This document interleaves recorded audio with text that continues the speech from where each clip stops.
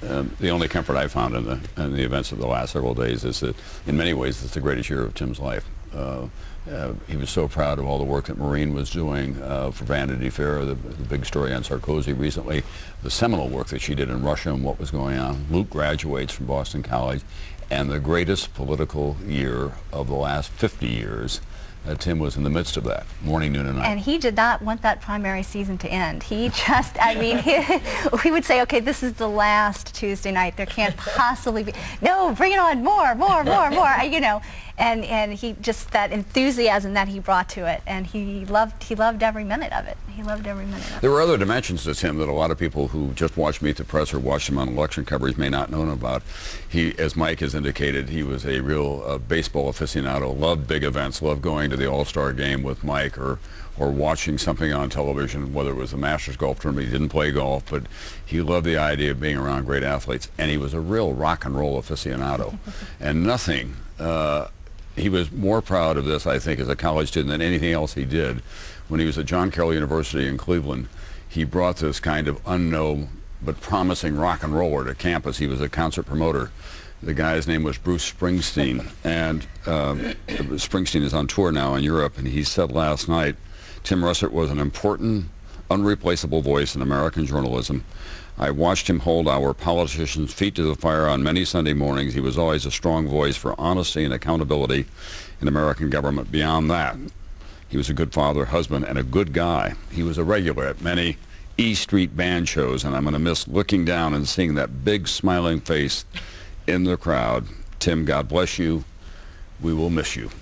The boss, Bruce Springsteen. We'll be back after this, our only commercial interruption.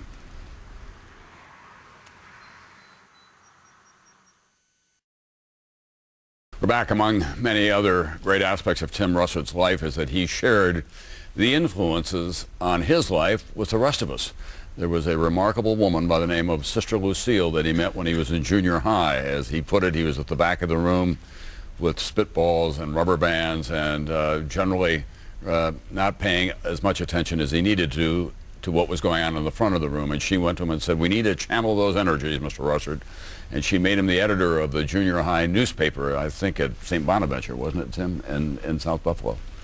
Sister Lucille, then he shared with the rest of us. I still have a continuing correspondence with her, talked to her over the weekend. We mourned together on the telephone. And Maria, out in Sun Valley, Idaho, knows about Sister Lucille as well. Maria?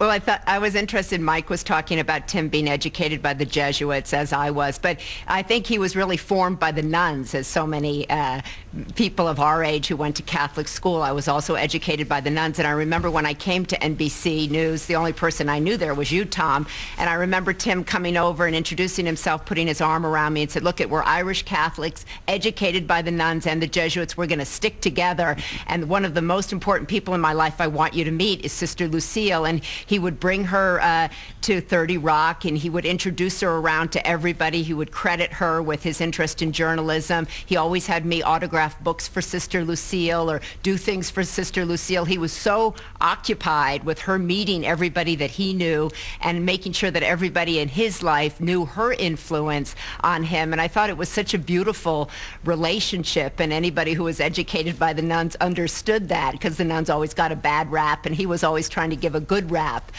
to the influence of the nuns. And I can't think of him without thinking of Sister Lucille and his enthusiasm at introducing her around to famous people. And to those of us who were his friends, he was a surrogate uncle to our children, to my daughters, and godfather to Mike's. And my mother was not Mrs. Brokaw, she's Grandma Jean, and she was broken up more than anyone else in our family when I called her the other day with the sad news. And I like to point out to her, when I go into her apartment, she has Tim's book on the top of the stack and not my book. So, but that tells you where the pecking order is, and Tim loves that idea, by the way. Listen, not everything went perfectly here on Meet the Press. One of Tim's guests was Senator Bob Kerrey, the Vietnam Medal of Honor recipient, who lost a leg in Vietnam, and they had this very memorable exchange. But you're encouraging the president today in saying, let the Democratic Congress negotiate. Are you not concerned that if you cut a deal with the Republicans, President Clinton will saw your limb off? Oh, that's a terrible metaphor. Since somebody's already sawed one of them off.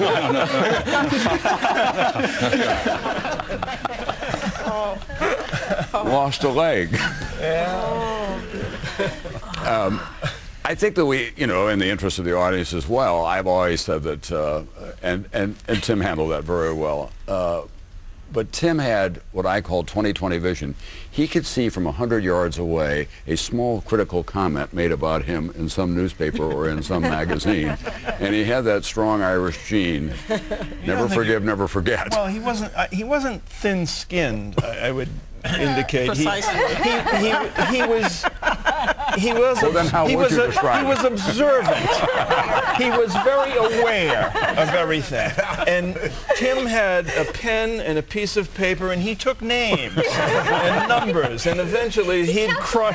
Yeah, that number would come up on the Rolodex in the gun sights, and boom. But you know, I have to say, though, that Tim did not mind really being challenged. There was an episode last year, this time actually, when Don Imus had his famous blow up, and he wanted to do an entire program about it. He appeared on the program a lot. He's friends with Don, but he wanted to talk about the uproar, and Betsy called and said, do you want to come and talk about it? I said, I don't know if that's a good idea, because what I might have to say Tim might not like. And then Tim called and said, no, you need to come and say what it is you believe. Yeah. And he allowed me to come into his house and do this. All right. Do we have that? We have the actual tape, I think, of him. We do? Oh, okay. All right. Gwen Ifill and Tim Russert after Don Imus. There's been radio silence from a lot of people who've done this program, who could have spoken up and said, I find this offensive, or I didn't know. These people didn't speak up. Tim, we didn't hear that much from you. My point about that, after that, a lot of people said, oh, you spoke truth to power. You really got in Russert's grill that day. And I said to every single person, you know, I don't know anybody who would have said, come on in my house and tell me that. And he let me do that. He encouraged me to do that. And even if we disagreed, we were still friends, because it was okay to disagree, because it taught him something he didn't know. It opened his mind, which he wanted to be, to an alternate point of view. You know what's so amazing? Old Machiavelli used to say it's better to be feared than loved if you're a political figure, if you want power. And the incredible thing was he was feared by the people who came on here because they didn't want to screw up. But on the other hand, he was loved. I mean, he managed to do both things, which is so rare, to have authority and love. He loved his friends. He never, and that's not always across the board in this town. He never left anybody. He stood up for his friends, and it wasn't that we just loved him. He loved his friends and took care of them. And unlike most of this town, which is transactional, you weren't just his friend when you were in. If you're out of office, he still called you, and he still was. He's just was loved because he was such a lover of his friends. He had that reservoir of loyalty that so few people have. And I would think, especially in this city where I don't live, but I've always likened it to what I call elevator loyalty. That you and I are going from the 6th floor to the 1st floor, and I'm your friend, and I'm very loyal. We get out, you go that way, I go that way, and I'm killing you half a block away. Tim was loyal. He was loyal. You were his friend. He admired you, or he liked you, or whatever. He would remain loyal to you through thick and thin. Through Don Imus, he was loyal to Don. He understood Gwen and learned from that experience, as we all did. Yeah, he did. But and loyalty is such a rare commodity.